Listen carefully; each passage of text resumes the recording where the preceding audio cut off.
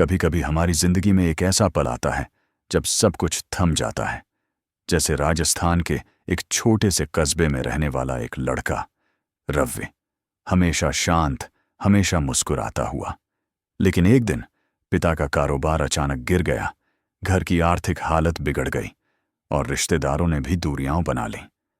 रवि को लगा कि मानो उसके कंधों पर पूरा पहाड़ रख दिया गया हो। एक रात वह छत पर बैठा था। ठंडी हवा चल रही थी, लेकिन उसके भीतर तूफान था। उसने आसमान की तरफ देखा और सोचा, आखिर मैं करूं क्या? कौन सा रास्ता लूं? क्या मैं इतना कमजोर हूं कि ये हालात मुझे हरा देंगे? उस रात उसने अपने ही मन से लड़ाई की। कोई बाहर दुश्मन नहीं था, दुश्मन उसके अंदर था। डर, भ्रम, असहायता। और शायद हम सब किसी न किसी मोड़ पर इसी लड़ाई से गुजरते हैं। यहीं से असली कहानी शुरू होती है, मन की लड़ाई की कहानी। और इसी लड़ाई को समझने के लिए आज हम जिस किताब की तरफ बढ़ रहे हैं वो सिर्फ एक ग्रंथ नहीं, एक जीवन मार्ग है। नमस्कार दोस्तों, स्वागत है आपका किताब कथा में। आज हम बात करेंगे भगवद गीता की, जिसे लिखा है वेद व्यास ने। कहानी शुरू होती है कुरुक्षेत्र के मैदान से। वो मैदान जहां सिर्फ दो सेनाएं नहीं खड़ी थीं, बल्कि दो रास्ते खड़े थे। एक तरफ कर्तव्य का रास्ता और दूसरी तरफ मोह, शंका और भ्रम का। और इस युद्ध भूमि के बीच खड़ा था अर्जुन, एक ऐसा योद्धा जिसे सिर्फ तीर चलाना नहीं आता था, बल्कि मानवता भी आती थी। यही वजह थी कि जब उसने अपने ही कुटुंबियों को विरोधी सेना में देखा तो उसका मन कांप उठा। उसके हाथों से गांडीव छूट गया, उसकी आंखें भर आईं, शरीर थरथराने लगा। उसने कृष्ण की तरफ देखा और बोला, मुझे यह युद्ध नहीं करना। मैं कैसे अपने गुरु, अपने भाई, अपने चचेरे भाइयों पर तीर चलाऊं? क्या जीत, क्या राज्य, क्या सुख, अगर ये सब उनके बिना खाली पड़े सिंहासन की तरह हो तो? यह सिर्फ अर्जुन की समस्या नहीं थी। हम सब ऐसे ही दुविधाओं में फंसते हैं। कभी एक रिश्ते को बचाने और अपने सम्मान की रक्षा करने के बीच, कभी अपने करियर के सपनों और परिवार की उम्मीदों के बीच, कभी सही काम करने और आसान काम करने के बीच। ठीक अर्जुन की तरह हम भी कई बार सोचते हैं, क्या मैं सही हूं? क्या मैं गलत हूं? क्या मैं इतना कमजोर हूं कि ये संघर्ष मुझे तोड़ देगा? कृष्ण मुस्कुराए। वो मुस्कुराहट किसी ताने की नहीं, किसी गुरूर की नहीं, बल्कि एक पिता जैसी करुणा की थी। उन्होंने अर्जुन को देखा और समझ गए कि यह युद्ध सिर्फ बाहरी नहीं, यह अंदर का युद्ध है। और जो अंदर जीत जाता है, उसके लिए बाहर की हर लड़ाई आसान हो जाती है। कृष्ण ने धीरे धीरे बात शुरू की। कोई उपदेश नहीं, कोई भारी भरकम दार्शनिक भाषा नहीं, बस एक दोस्त की तरह। उन्होंने कहा, अर्जुन, तू जिस दुख को देख रहा है, जो भय तू महसूस कर रहा है, यह सब मन का खेल है। यह शरीर नश्वर है, लेकिन आत्मा, वो न कभी पैदा होती है और न कभी मरती है। तू जिन्हें मारने से डर रहा है, वे नष्ट नहीं होंगे, वे बदलेंगे, पर समाप्त नहीं होंगे। अर्जुन चुप था। वह सुन रहा था, लेकिन समझ नहीं पा रहा था। बिल्कुल उसी तरह जैसे कोई व्यक्ति गहरे तनाव में हो और आप उसे समझाना चाहो, पर उसे एक ही बात सुनाई देती है, मैं टूट चुका हूं। कृष्ण ने उसकी इस हालत को समझा और एक सवाल पूछा, अर्जुन, अगर कोई कार्य तुझे करना ही है और वह कार्य धर्म के रास्ते पर है, तो उससे डर कैसा? कर्तव्य से भागना कभी समाधान नहीं होता। यह दुनिया परिणामों से नहीं चलती, कर्मों से चलती है। यह वही क्षण था जब गीता का पहला और सबसे महत्वपूर्ण विचार सामने आया, कर्म। लेकिन यह कर्म भी वैसा नहीं जैसा हम सोचते हैं। यह कोई बोझ नहीं, कोई जबरदस्ती नहीं। यह जीवन की उस धारा की तरह है जिसे सिर्फ एक दिशा चाहिए, एक नीयत चाहिए। कृष्ण ने कहा, कर्म कर, लेकिन उसके फल की चिंता मत कर, क्योंकि जब तू फल की इच्छा से कर्म करता है तब तू बंध जाता है। लेकिन जब तू सिर्फ सही समझकर, सही समय पर, सही नीयत से कर्म करता है, तब तू आजाद हो जाता है। हम में से बहुत से लोग इसी फंदे में फंसे रहते हैं। हम मेहनत तो करते हैं, लेकिन हर कदम पर सोचते हैं, अगर असफल हो गया तो? उसी चिंता में हम वे काम भी नहीं कर पाते जो हमें कर लेने चाहिए थे। अर्जुन भी ठीक ऐसा ही कर रहा था। परिणाम से इतना डर गया कि कर्म ही छोड़ देना चाहता था। कृष्ण बोले, अर्जुन, तू योद्धा है। तेरा स्वभाव ही धर्म की रक्षा करना है। इससे भागना खुद से भागना है। याद रख, इस दुनिया में हर व्यक्ति का एक स्वभाव है, एक भूमिका है।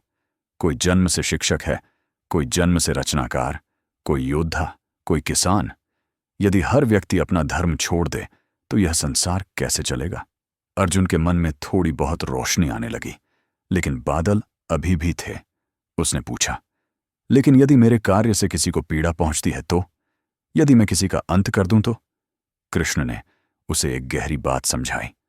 अर्जुन, न तू मारने वाला है, न वे मरने वाले हैं। शरीर मरेगा, आत्मा नहीं। और जिस कार्य को करने की जिम्मेदारी तुझे दी गई है वह स्वार्थ का परिणाम नहीं, बल्कि धर्म का परिणाम है। धीरे धीरे अर्जुन अपने भीतर झांकने लगा। उसे समझ आने लगा कि उसका डर, उसका भ्रम, उसकी दुविधा सारी अंदरूनी लड़ाइयां हैं जो जीतने के बाद ही किसी बाहरी युद्ध को लड़ा जा सकता है। कृष्ण ने उसे यह भी बताया, अर्जुन, अगर तू डर के कारण पीछे हटेगा तो आने वाली पीढ़ियां तुझे कायर कहेंगी। लेकिन यदि तू धर्म के लिए खड़ा हो गया तो इतिहास में तेरा नाम साहस की मिसाल के रूप में लिया जाएगा।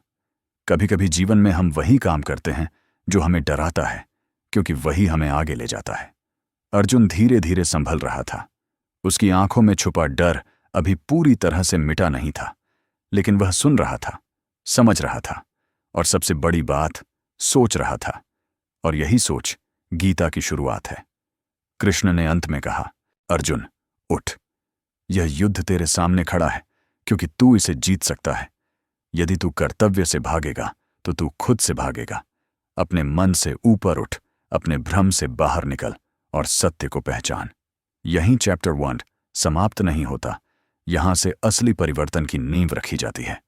यह वो क्षण है जब अर्जुन, जो अभी अभी टूट चुका था, अपने भीतर आशा की हल्की सी किरण महसूस करता है।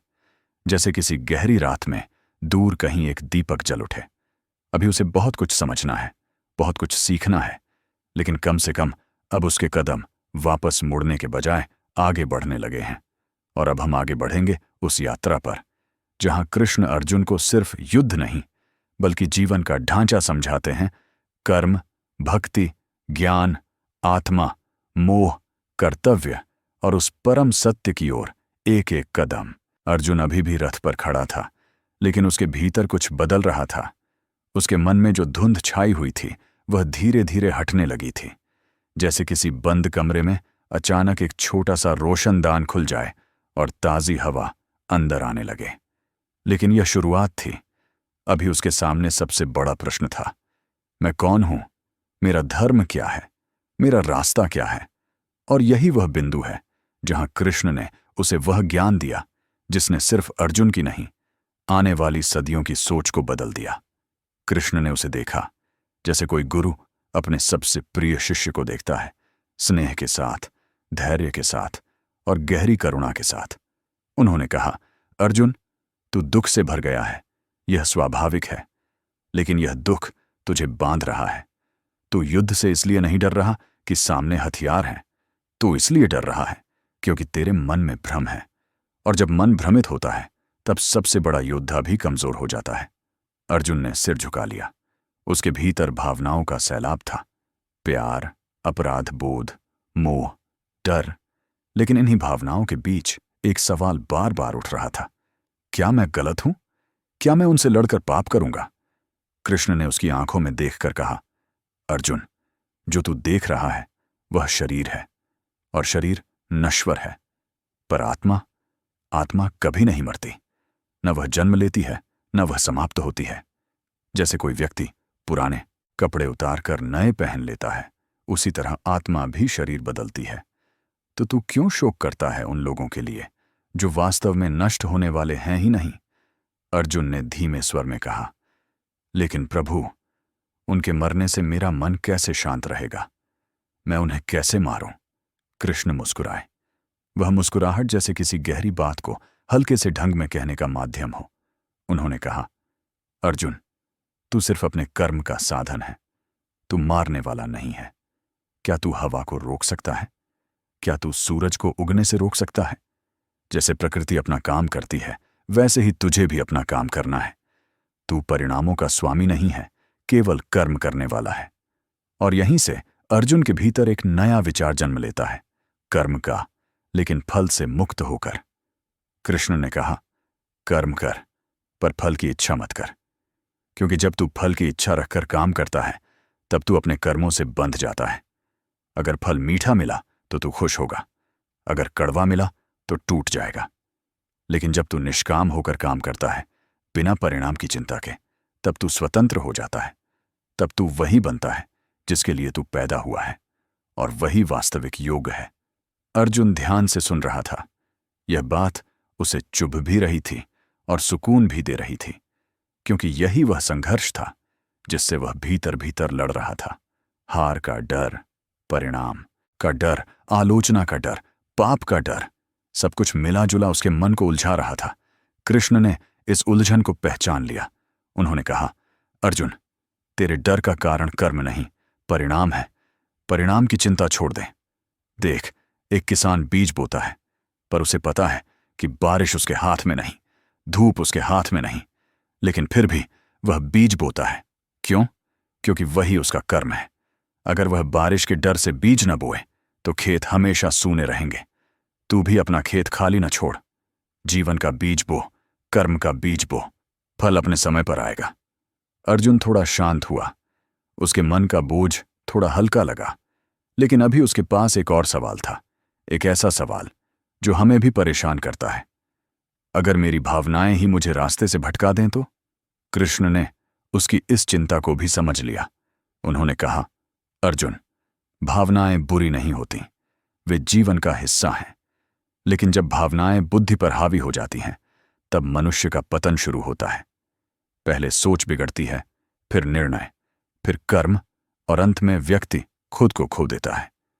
तू अपनी भावनाओं का मालिक बन, उनका दास मत बन। अर्जुन ने पूछा, तो मैं मन को स्थिर कैसे करूं? कृष्ण ने उत्तर दिया, ज्ञान से। जैसे अंधकार को हटाने के लिए दिया चाहिए, वैसे ही अज्ञान को हटाने के लिए ज्ञान चाहिए। तू अपने मन को यह समझा कि दुनिया का हर सुख, हर दुख, हर हार, हर जीत सब अस्थायी हैं। जो आज है वह कल नहीं रहेगा। जो कल दर्द दे रहा था, आज उसकी याद भी समस्या नहीं लगती। मन को यही समझना होता है कि किसी भी स्थिति में टिके रहना नहीं है, चलते रहना है। यह बात अर्जुन के दिल को छू गई। उसे लगा कि जैसे कोई उसके अंदर की गांठ खोल रहा है, धीरे धीरे, बहुत धीरे धीरे। कृष्ण ने आगे कहा, अर्जुन, तू जिस मोह में फंसा है वह तेरा अपना बनाया हुआ है। रिश्तों का अर्थ प्रेम है, पर जब प्रेम तुझे कर्तव्य से दूर ले जाए तब वह मोह बन जाता है, और मोह ही व्यक्ति को सबसे ज्यादा बांधता है। रिश्ते छोड़ने के लिए नहीं होते, लेकिन अगर वही रिश्ते तुझे सही रास्ते से हटा दें तब तू अपने ही कर्तव्य को भूलने लगता है। यह वही क्षण है जब मनुष्य को समझना चाहिए, क्या मेरी भावना मुझे सही दिशा में ले जा रही है या भटका रही है? अर्जुन की आंखें अब साफ हो रही थीं। वह सोच रहा था, हाँ, मैं अपने कर्तव्य से भाग रहा था। मैं डर रहा था कि मेरी वजह से किसी अपने को कष्ट न पहुंचे। लेकिन धर्म सिर्फ उस कष्ट का नाम नहीं जो बाहर दिखता है। धर्म वो है जो भीतर सही लगता है। उसने कृष्ण से पूछा, लेकिन प्रभु, अगर मैं गलत कर रहा हूं तो? अगर जो मैं सही समझ रहा हूं वही गलत हो? कृष्ण ने उसे आश्वस्त किया, अर्जुन, जब नीयत शुद्ध हो और लक्ष्य धर्म हो तब मार्ग गलत नहीं हो सकता। तू लड़ रहा है अन्याय के विरुद्ध, तू लड़ रहा है सत्य के लिए। कोई भी कार्य जो स्वार्थ से मुक्त हो और समाज को संतुलित करने के लिए हो, वह पाप नहीं हो सकता। असली पाप है कर्तव्य से भाग जाना। अर्जुन ने पहली बार गहरी सांस ली। उसे लगा कि वह अब थोड़ा थोड़ा समझने लगा है। वह बोला, प्रभु, मेरे मन में जो डर था, जो भ्रम था, वह थोड़ा कम हो रहा है, लेकिन मैं अभी भी तैयार नहीं हूं। कृष्ण ने कहा, तुझे तैयार होने की आवश्यकता नहीं है। तू पहले से तैयार है, बस तुझे खुद पर भरोसा नहीं। तू वही अर्जुन है जिसने दुनिया के श्रेष्ठ गुरुओं से शिक्षा पाई है, जिसने अनेकों युद्ध जीते हैं, लेकिन इस बार युद्ध बाहर नहीं, भीतर है। इसे जीत ले, बाकी सब अपने आप जीत जाएगा। अर्जुन की आंखों में पहली बार दृढ़ता की हल्की सी चमक आई। यह वही क्षण था जब उसके भीतर का योद्धा फिर से जागने लगा। कृष्ण ने अंत में कहा, अर्जुन, ज्ञान ही वह दीवार है जो भ्रम की आंधियों को रोकता है। अब तू धीरे धीरे समझने लगा है कि वजूद क्या है, आत्मा क्या है और धर्म क्या है। आगे के अध्यायों में हम और गहराई में जाएंगे, तुझे समझाएंगे कि अपने स्वभाव के अनुसार कर्म करना ही वास्तविक मार्ग है और यही मार्ग तुझे शांति देगा। अर्जुन चुप रहा, लेकिन उसकी चुप्पी अब भय की नहीं थी, समझ की थी। वह सिर्फ सुन नहीं रहा था, वह बदल रहा था। वह भीतर से मजबूत हो रहा था और यह परिवर्तन आने वाले अध्यायों में और तेज होने वाला था। अर्जुन अब शांत था, लेकिन भीतर अभी भी एक हलचल थी, जैसे बादल तो छुट गए हों पर आसमान अभी पूरी तरह साफ न हुआ हो। मन में नए सवाल उठ रहे थे। अगर आत्मा अमर है, अगर कर्म करना ही धर्म है, तो मैं कौन सा कर्म करूं, कौन सा मार्ग चुनूं? क्या मेरी इच्छा, मेरा स्वभाव भी कोई भूमिका निभाता है? और यही वह क्षण था जब कृष्ण उसे मनुष्य के स्वभाव, कर्म और आत्मनियंत्रण की गहरी समझ देने वाले थे। कृष्ण ने अर्जुन की तरफ देखा और कहा, अर्जुन, तू ये सोच रहा है कि तेरा मार्ग क्या हो, लेकिन सच्चाई यह है कि हर मनुष्य जन्म से एक विशेष स्वभाव लेकर आता है। कोई ज्ञान का साधक बनता है, कोई कर्म का, कोई भक्ति का। और जब कोई व्यक्ति अपने स्वभाव के विपरीत कुछ करता है तो वह दुखी हो जाता है। जैसे कोई मछली पेड़ पर चढ़ने की कोशिश करे या कोई पक्षी पानी में तैरना चाहे। स्वभाव से विपरीत कर्म हमेशा पीड़ा देता है। अर्जुन गहराई से सुन रहा था। कृष्ण ने आगे कहा, तू योद्धा है अर्जुन। तेरा स्वभाव युद्ध का है, रक्षा का है, न्याय का है। अगर तू इस युद्ध से भागेगा तो तू न शांति पाएगा न सम्मान, क्योंकि तू अपने ही अंदर के सत्य को धोखा देगा। मनुष्य के लिए सबसे बड़ा दुख यही है जब वह न बने जो बनने के लिए वह पैदा हुआ था। यह बात समय से परे है और हम सब पर लागू होती है। कितने लोग हैं जो अपनी रुचि छोड़कर कुछ और करते हैं? कितने लोग दूसरों की उम्मीदों में अपना रास्ता खो देते हैं? कितने लोग डर के कारण अपना असली काम छोड़ देते हैं और फिर जीवन भर एक खालीपन महसूस करते हैं। एक ऐसा खालीपन जो शब्दों में नहीं, अनुभव में महसूस होता है। अर्जुन पूछ बैठा, तो क्या मनुष्य हमेशा अपने स्वभाव का पालन करे? कृष्ण ने कहा, हाँ, लेकिन स्वभाव का पालन मतलब मन की हर इच्छा का पीछा करना नहीं। मन हमेशा अस्थिर है, बेचैन है। वही मन कभी ऊंचा ले जाता है, कभी गिरा देता है। मन ही दोस्त है, मन ही दुश्मन। जो व्यक्ति मन को जीत लेता है वह स्वयं को जीत लेता है, और जो स्वयं को जीत लेता है उसे कोई हरा नहीं सकता। अर्जुन ने पूछा, मन को जीतना इतना कठिन क्यों है? मैं कोशिश करता हूं, लेकिन विचार बेकाबू घोड़े की तरह दौड़ते रहते हैं। कृष्ण ने कहा, क्योंकि मनुष्य अक्सर मन को रोकना चाहता है, समझना नहीं चाहता। मन को जीतने का अर्थ उसे दबाना नहीं, उसे दिशा देना है। जैसे नदी को रोकोगे वह उफन जाएगी, लेकिन उसी नदी को मार्ग दिखाओगे तो वह खेतों को सींचती हुई समुद्र तक पहुंच जाएगी। मन भी ऐसी ही नदी है अर्जुन, उसे बहने दो, लेकिन सही दिशा में। कृष्ण ने समझाया, मनुष्य का मन 3 गुणों से बना है, सत्व, रजस और तमस। सत्व शांति, ज्ञान, स्थिरता। रजस इच्छाएं, महत्वाकांक्षा, दौड़। तमस अज्ञान, आलस्य, भ्रम। हर व्यक्ति में ये तीनों गुण होते हैं, बस अलग अलग मात्रा में। और जब रजस और तमस ज्यादा हो जाते हैं तब मनुष्य अशांत हो जाता है, तब वह अपने कर्म को भूल जाता है। अर्जुन ने पहली बार महसूस किया कि उसके भीतर कितनी बेचैनी थी, पर वह बेचैनी बाहर की नहीं, अंदर की थी। कृष्ण बोले, अर्जुन, युद्ध से भागना चाहना तमस है, अज्ञान, डर, भ्रम। परिणाम की चिंता करना रजस है, इच्छा, भय, मोह। और इन दोनों को संतुलित कर जो बुद्धि शांत रहती है वही सत्व है, वही ज्ञान है। अर्जुन ने सोचा, तो मुझे मन के इन गुणों को समझना होगा। कृष्ण बोले, हाँ, क्योंकि मन को बदलने का मतलब परिस्थितियों को बदलना नहीं, दृष्टिकोण को बदलना होता है। जब तू मन के स्वभाव को समझ जाएगा तब तू अपने स्वभाव के अनुसार कर्म भी करेगा और अपनी राह भी पालेगा। अर्जुन अब थोड़ा आत्मविश्वास महसूस करने लगा था। लेकिन उसे एक और बात परेशान कर रही थी। अगर मैं युद्ध करूं तो क्या मैं भक्ति के मार्ग पर नहीं चल रहा? क्या भक्ति और कर्म अलग अलग हैं? कृष्ण ने उत्तर दिया, नहीं अर्जुन, भक्ति और कर्म दो रास्ते नहीं, एक ही मार्ग के दो कदम हैं। जब तू अपने कर्म को मेरे प्रति समर्पित करके करता है तब वही भक्ति बन जाता है। तू युद्ध करता है या खेती करता है या पढ़ता है या किसी की मदद करता है, अगर वह कार्य तेरा स्वार्थ नहीं, किसी उच्च उद्देश्य से जुड़ा है तो वह भक्ति है। भक्ति का अर्थ सिर्फ मंत्र जपना नहीं, भक्ति का अर्थ है किसी उच्च सत्य को स्वीकार करना और उसी के अनुसार जीवन जीना। अर्जुन ने कहा, तो क्या युद्ध भी भक्ति हो सकता है? कृष्ण ने गहरी आवाज में कहा, हां अर्जुन, यदि तेरे हृदय में शुद्धता है, यदि तेरा लक्ष्य धर्म की स्थापना है, यदि तेरी नीयत साफ है, तो तेरे तीर भी प्रार्थना बन जाते हैं। यह सुनकर अर्जुन स्तब्ध रह गया। यह विचार पूरी तरह नया था। कौन सोच सकता था कि युद्ध और भक्ति एक ही राह पर चल सकते हैं? कृष्ण बोले, अर्जुन याद रख, कर्म कोई बुराई नहीं, बुराई तब है जब कर्म गलत नीयत से किया जाए। भक्ति कोई कमजोरी नहीं, भक्ति वह शक्ति है जो मनुष्य को सत्य के मार्ग पर अडिग रखती है।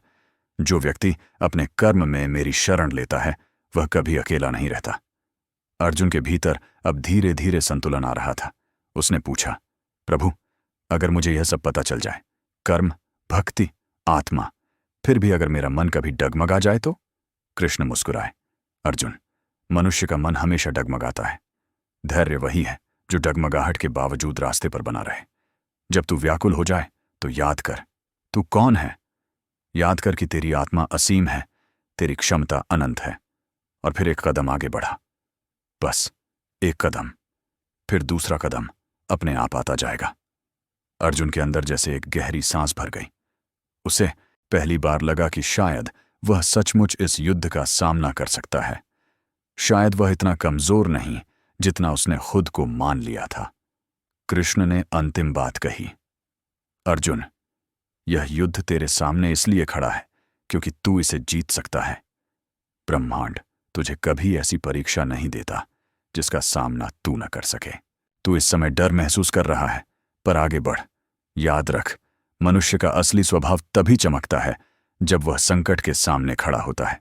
अर्जुन की आंखों में अब स्पंदन था, डर अभी भी था, हां, लेकिन उस डर के पीछे दृढ़ता उभर रही थी, स्थिरता उभर रही थी। वह धीरे से बोले, प्रभु, मैं समझने लगा हूं, लेकिन मुझे अभी और मार्गदर्शन चाहिए। कृष्ण ने कहा, और मिलेगा।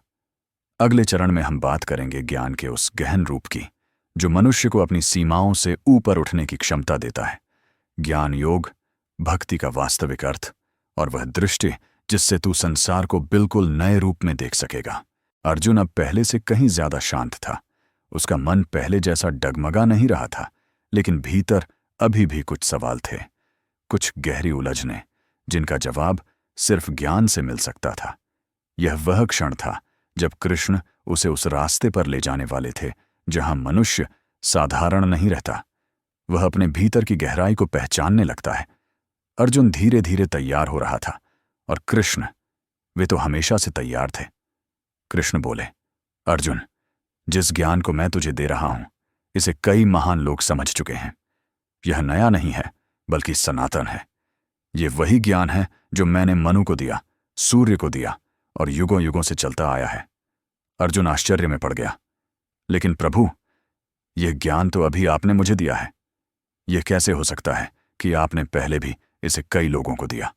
कृष्ण शांत स्वर में बोले, अर्जुन, तू और मैं अनेक जन्मों से गुजर चुके हैं। फर्क सिर्फ इतना है कि तुझे तेरे जन्म याद नहीं और मुझे मेरे हर जन्म याद है। मैं हर युग में आता हूं, जब भी धर्म कमजोर पड़ता है, जब भी अन्याय बढ़ता है, जब भी सत्य दबने लगता है, तब मैं प्रकट होता हूं। मैं रूप बदलता हूं, शरीर बदलता हूं, पर उद्देश्य नहीं बदलता। अर्जुन स्तब्ध रह गया। यह पहली बार था जब कृष्ण ने अपने विराट स्वरूप की एक झलक अपने शब्दों में दिखाई थी। अर्जुन समझ तो रहा था, लेकिन मनुष्य के सीमित दिमाग के लिए यह सब एक ही समय में विस्मयकारी भी था और रहस्यमय भी। कृष्ण ने आगे कहा, अर्जुन, यह ज्ञान सिर्फ पढ़ने के लिए नहीं, जीने के लिए है। इसे सुनना आसान है, समझना थोड़ा कठिन और अपनाना सबसे कठिन, क्योंकि मनुष्य अपने विचारों, अपनी आदतों, अपने अहंकार, अपने भ्रम से इतना बंधा होता है कि सत्य को स्वीकार करना उसके लिए आसान नहीं होता। ज्ञान वही समझ पाता है जो भीतर से विनम्र हो जाता है, जो अपने मन को खाली कर देता है। अर्जुन ने महसूस किया कि यह ज्ञान सिर्फ उसकी लड़ाई के लिए नहीं, बल्कि पूरी मानवता के लिए है। कृष्ण बोले, अर्जुन, मैं तुझे ज्ञान योग समझाता हूं। यह वह मार्ग है जहां मनुष्य अपने भीतर के सत्य को पहचानता है, जहां वह समझता है कि आत्मा शुद्ध है, स्थिर है, अनंत है। न वह जल से भीगती है, न आग से जलती है, न हवा से सूखती है। यह शरीर बदलता है, पर आत्मा नहीं बदलती। जब तू यह समझ जाएगा, तब तेरे लिए डर का कोई अर्थ नहीं रहेगा। अर्जुन ध्यान से सुन रहा था। उसके भीतर धीरे धीरे एक नई दुनिया खुल रही थी। कृष्ण बोले, ज्ञान योग का सार यह है कि तू हर कर्म को बुद्धि की रोशनी में देख। भावनाएं महत्वपूर्ण हैं, पर भावनाओं के आधार पर निर्णय लेना मनुष्य को गलत दिशा में ले जाता है। बुद्धि वह दीपक है जो अंधेरे रास्ते को रोशन करता है। तू बुद्धि से काम लेगा तो कर्म भी सही होगा और परिणाम भी तुझे विचलित नहीं करेंगे। अर्जुन ने पूछा, प्रभु, आप कहते हैं कि बुद्धि महत्वपूर्ण है, लेकिन मेरी बुद्धि तो मोह से ढक जाती है, डर से कांप जाती है। कृष्ण ने उत्तर दिया, क्योंकि तू सोचता है कि तू ही सब कुछ करता है। यह सोच अहंकार है, और अहंकार बुद्धि को धुंधला कर देता है। जब तू मान लेगा कि तू सिर्फ कर्म का साधन है, लक्ष्य का संरक्षक है, पर परिणाम का स्वामी नहीं, तब बुद्धि अपने आप स्थिर हो जाएगी। अर्जुन को यह बात दिल तक उतरती हुई महसूस हुई।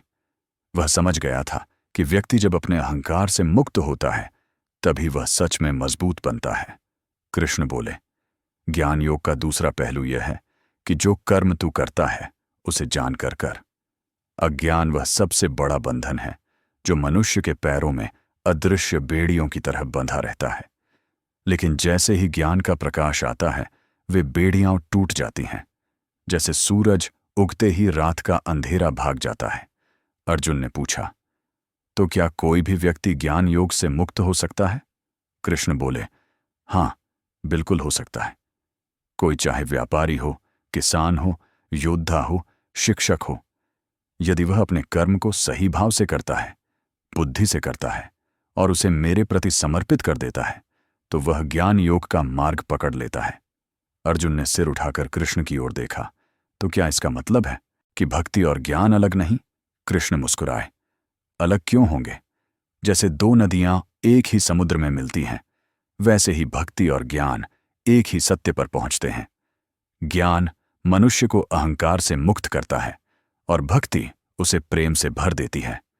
जो व्यक्ति प्रेम और विवेक दोनों से चलता है, वह कभी रास्ता नहीं खोता। अर्जुन के दिल में जैसे कोई गर्माहट फैल गई हो। उसे पहली बार लगा कि वह सिर्फ एक योद्धा नहीं, वह एक साधक भी है। उसकी लड़ाई सिर्फ धारियों से नहीं, अपने भीतर की सीमाओं से भी है। कृष्ण बोले, अर्जुन, ज्ञान योग की सबसे बड़ी पहचान यह है कि मनुष्य अपने कर्म को त्याग कर नहीं, बल्कि शुद्ध होकर करता है। जैसे धातु को आग में डालकर शुद्ध किया जाता है, वैसे ही तुझे भी ज्ञान की आग में अपने भ्रमों को जलाना होगा। जब तू ऐसा कर लेगा, तब तुझे कर्म में भी शांति मिलेगी और परिणाम में भी। अर्जुन ने पूछा, तो क्या यह सब मुझे निर्भय बना देगा? कृष्ण बोले, निर्भय वही बनता है जो सत्य को देख लेता है। जब तू जानता है कि आत्मा अमर है, जब तू जानता है कि कर्म तेरा कर्तव्य है, जब तू जानता है कि फल मेरे हाथ में है, तब दुनिया में ऐसा कोई भय नहीं जो तुझे रोक सके। अर्जुन के भीतर हल्की सी दृढ़ता ने जन्म लिया था। उसे महसूस हुआ कि वह अब पहले जैसा नहीं रहा। वह बदल रहा है, धीरे लेकिन गहराई से। कृष्ण ने अंतिम बात कही, अर्जुन, दो तरह के लोग होते हैं। एक वे जो भय से कर्म करते हैं, और दूसरे वे जो सत्य को समझकर कर्म करते हैं। पहला कभी मुक्त नहीं होता, दूसरा कभी बंधता नहीं। तू खुद तय कर, तू कौन बनना चाहता है। याद रख, ज्ञान का अर्थ यह नहीं कि तू संसार से भाग जाए। इसका अर्थ है कि तू संसार में रहकर अपने कर्तव्य को निभाकर भी मुक्त रह सकता है। अर्जुन की आंखों में चमक थी। वह बोला, प्रभु, मेरा रास्ता थोड़ा थोड़ा साफ हो रहा है, लेकिन मुझे अभी और चाहिए, और मार्गदर्शन और समझ। अर्जुन अब सिर्फ सुन नहीं रहा था, वह बदल रहा था। उसके भीतर का अंधेरा, जो युद्ध के डर और मोह की वजह से छाया हुआ था, अब धीरे धीरे हटने लगा था। जैसे कोई दीपक मंदिर के सबसे अंधेरे कोने में जला दिया जाए और वहां रखी हर चीज अचानक साफ दिखाई देने लगे। लेकिन अभी भी एक सवाल बाकी था, वह अंतिम सत्य, जो केवल ज्ञान या भक्ति से नहीं बल्कि आत्मसमर्पण से समझ में आता है। कृष्ण ने अर्जुन की आंखों में गहराई से देखा और बोले, अर्जुन, तूने कर्म को समझा, ज्ञान को समझा, मन और आत्मा को समझा। अब वह सबसे ऊंचा मार्ग सीख, त्याग। लेकिन ऐसा त्याग नहीं कि तू कर्म छोड़ दे, नहीं। असली त्याग है फल, मोह और अहंकार का त्याग। अर्जुन ने पूछा, लेकिन प्रभु, कर्म करते हुए त्याग कैसे संभव है? कृष्ण ने शांत लेकिन दृढ़ स्वर में कहा, अर्जुन, कर्म करना तेरा अधिकार है, फल देना मेरा अधिकार है।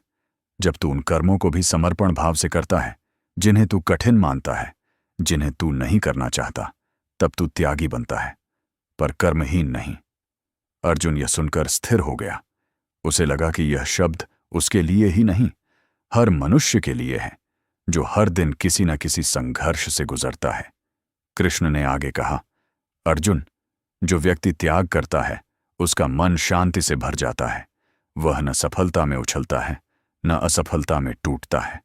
वह स्थित प्रज्ञ बन जाता है, अटल, शांत और स्थिर। अर्जुन ने सोचा, क्या मैं भी ऐसा हो सकता हूं?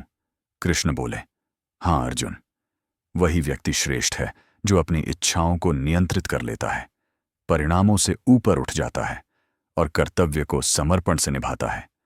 ऐसे व्यक्ति की आत्मा शांत रहती है, जैसे गहरे समुद्र की लहरें भीतर स्थिर हो जाती हैं, भले सतह पर तूफान क्यों ना उठे। यह सुनकर अर्जुन के चेहरे पर एक ऐसी शांति आई जो पहले कभी नहीं थी। कृष्ण ने फिर कहा, अर्जुन, अब मैं तुझे अपना वह स्वरूप दिखाता हूं जिसे ज्ञान से समझा जा सकता है, लेकिन देखा केवल दिव्य दृष्टि से जा सकता है। अर्जुन ने चौंक कर देखा। कृष्ण ने अपना विराट स्वरूप प्रकट किया।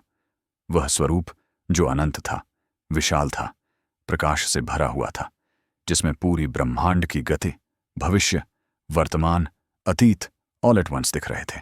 अर्जुन कांप उठा। उसके शरीर में रोमांच की लहर दौड़ गई। वह इतना विस्मित हो गया कि उसकी आवाज तक नहीं निकल पाई। कृष्ण बोले, यह मैं हूं अर्जुन, मैं समय हूं, मैं सृष्टि हूं, मैं विनाश हूं, मैं समर्पण हूं। जो कुछ तू देख रहा है वह सब मुझ में है, और जो तू नहीं देख सकता वह भी मुझ में ही है। अर्जुन नतमस्तक हो गया। उसकी सारी शंका, सारा भ्रम, सारे प्रश्न सब हवा की तरह उड़ गए। उसने पहली बार समझा कि वह अकेला नहीं है, कभी था भी नहीं। जो शक्ति उसे युद्धभूमि में खड़ा कर रही थी, जो उसे कर्तव्य का मार्ग दिखा रही थी, वही शक्ति उसकी आत्मा में भी है। कुछ क्षण बाद कृष्ण ने अपना स्वरूप समेट लिया। अर्जुन ने गहरी सांस ली, जैसे किसी ने उसे नया जन्म दे दिया हो। कृष्ण ने प्रेम से कहा, अर्जुन, यह रूप मैंने तुझे इसलिए दिखाया कि तू समझ सके। जब तू धर्म के मार्ग पर चलता है तब तू अकेला नहीं चलता, ब्रह्मांड तेरे साथ चलता है।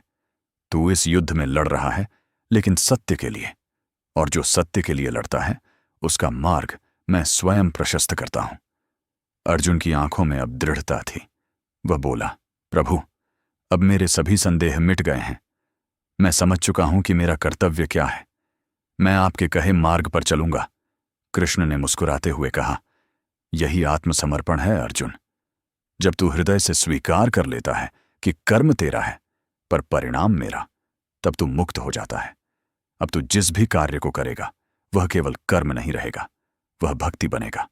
और भक्ति वह धागा है जो मनुष्य को परमात्मा से जोड़ देता है। अर्जुन अब पूरी तरह से बदल चुका था। डर हटा, मोह हटा, असंजस हटा, और उसकी जगह एक शांत, स्थिर, निडर योद्धा खड़ा था। वह बोला, प्रभु, मैं तैयार हूं, मुझे आदेश दें।